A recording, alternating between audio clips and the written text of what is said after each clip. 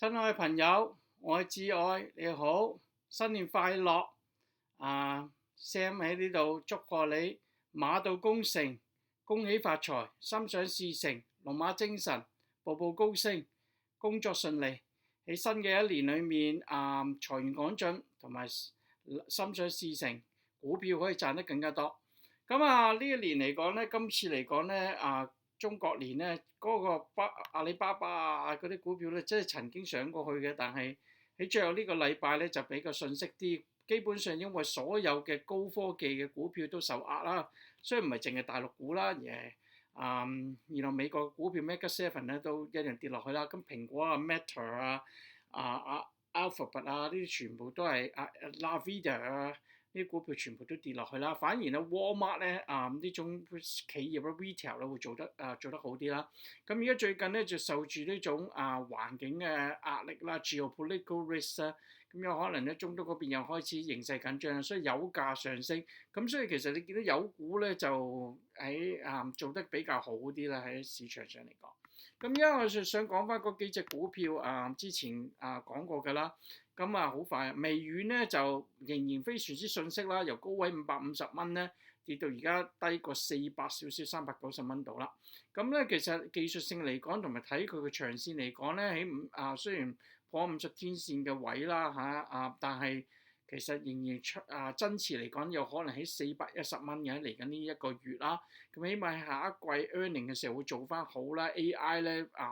仍然會帶俾人哋覺得可以有發展嘅潛力賺錢啦。咁所以令到佢股票可以上翻450蚊以上嘅。咁其實呢隻股票咧而家跌到400蚊樓下，其實係值得買啦。如果你諗住長遠嚟揸1年以上啦，咁我始終上係覺得都講過啦 Copilot 係非常之強嘅。另外 Helium HYLN 咧仲未宣布業績，2月24號就宣布業績啦。呢隻股票咧亦都基本上個位置應該係1.8至到2.3增持左右喺度持續嘅。咁如果宣布業績係比較預期好咧，咁應該可以上到去由2.1個位咧，曾經喺個位咧上翻上去2.3度嘅。咁咧就10%啦。咁相信咧，因為其實比較技術性嘅股票咧比較偏遠啦，而家嗰啲大型嘅 AI 股票，咁其實如果起上去咧，就應該要考慮買。但係長遠嚟講咧，佢呢隻股票好多 institutional investor 揸住啦，所以咧亦都睇住個位仍然5蚊嘅長線嚟講。咁另外一隻我揸住幾多下，但係而家今次係比較差少少啦 Roblox 啦，因為都係受住呢個官司嘅影響啦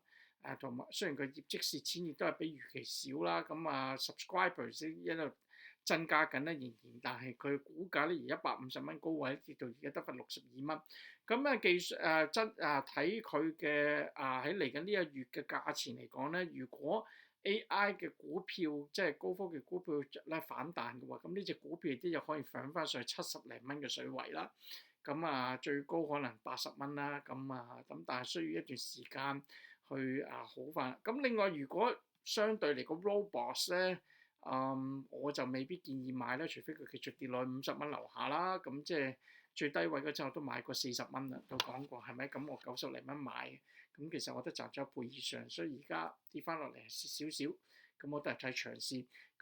但係相對嚟講，我買 Netflix 啦 ，Netflix 咧雖然真係130幾蚊分拆咗之後最高位咧跌到而家得翻70零蚊。但係其實如果 Warner Brothers 佢買得起咧，佢整嘅戲咧其實真係全世界都有，同埋我都講過啦，如果個 CEO 將來睇到 cash is king 有咁多現金咧，唔好諗住用 video production 一味獨沽一味啦，而去發展其他嘅事業啦，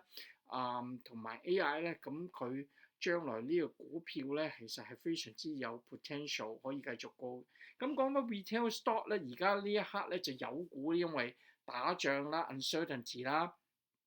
嘅不明朗因素啦，呢個油價你都見到呢排上翻上去啦，同埋呢個 retail store Walmart 啦宣布業績強咧，帶動呢個 Under Armour 咧其實都好犀利。咁如果你聽咗1個月前嘅視頻嘅朋友應該賺好多啦，由4個幾俾你5蚊買入啦，而家起到8蚊啦。咁有可能真係上到9蚊到啦，我覺得就應該或者8個零咧，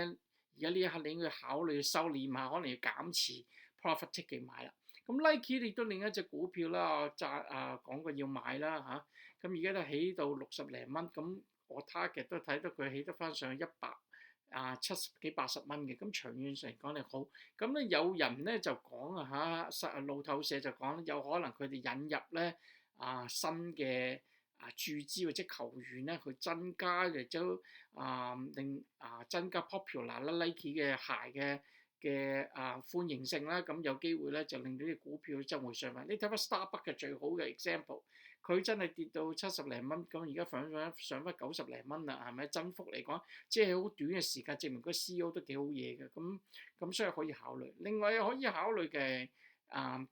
TMLC 啦，咁佢都話啦，如果嗰陣你買咗佢起上去1.6個最犀利，你聰明咧賣咗出去啦，即係我嘅視頻都叫你起1.幾個，應該要考慮賣出去。咁而家最低又跌到破翻1蚊啦，又9毫子啦。咁如果喺8毫到嘅位置咧，就要考慮買入啦，又再等佢咧起到1.2啦，咁1.1，咁你又可以賣出去啦。咁呢啲都係撩乜 buy 撩乜 sell。擺嗰度唔使理佢啦，又唔使日日睇個股票，唔使理，總之買咗等佢起上去。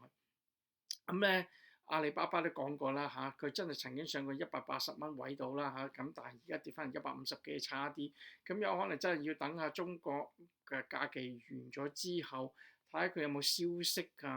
做佢嘅發展 AI 發展係點啦。咁因為所有嘅 AI 股票都受壓啦，咁帶到拖累到佢哋都跌落去。咁今日就講咁多啦，朋友。希望仍然股市嚟講咧，最近比較反覆，但係如果長遠嚟講咧，而家呢啲 Mega 7跌落咧就有機會買。不過 Amazon